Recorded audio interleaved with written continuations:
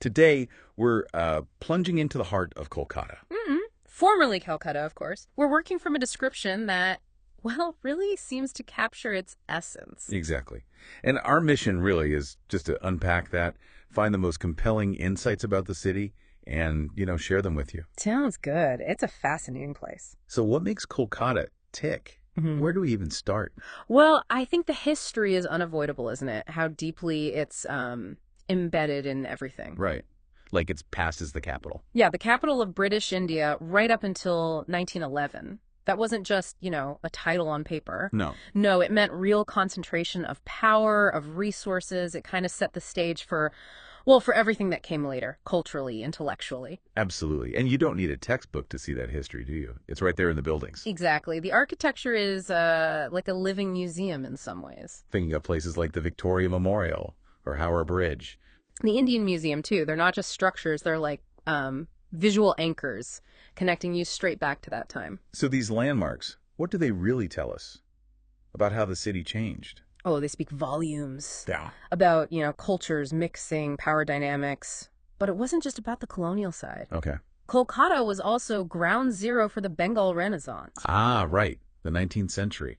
Big intellectual and social shifts. Huge shifts, yeah. It created this unique melting pot for really influential thinkers. People we still talk about today, Rabindranath Tagore, Swami Vivekananda. Subhas Chandra Bose, too.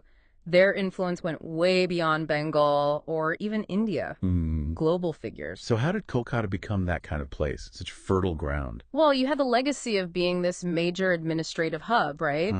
Combine that with this growing intellectual class who were really engaging with both Western ideas and Eastern philosophy. It was like a catalyst. A catalyst for new ideas, new movements. Exactly. And that sort of intellectual energy, it naturally fueled a really vibrant cultural scene. Which Kolkata is still famous for. I mean, literature, music, theater, film. It really does seem to breathe creativity, doesn't it? And those big events prove it.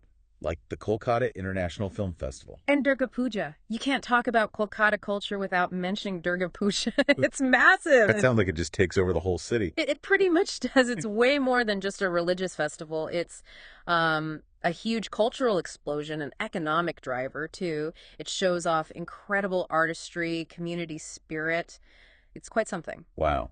And sort of underpinning all that is the Bengali language itself. Right, not just a way to speak, but with its own rich history in literature and cinema. Definitely a cultural touchstone, yeah. Okay, so moving from culture to maybe education, the description mentions some pretty prestigious institutions. Yes, Presidency University, Jadavpur University, the Indian Statistical Institute.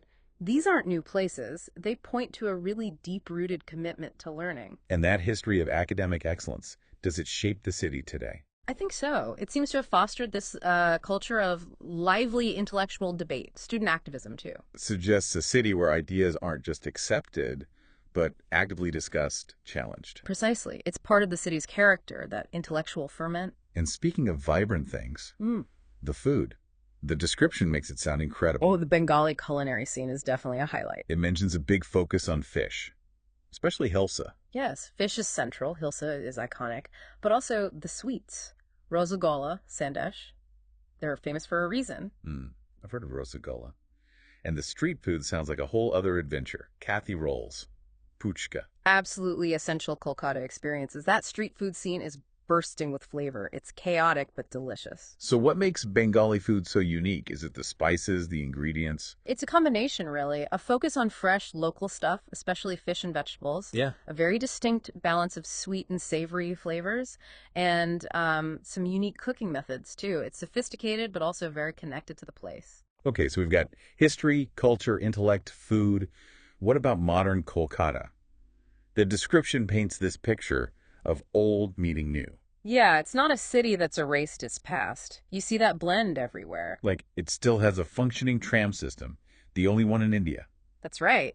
And those classic yellow ambassador taxis, you still see them everywhere. They're more than just transport, aren't they? They're like symbols. Symbols of the city's character, exactly. Enduring icons, even as things modernize around them. And the description called the street life, chaotic yet charismatic.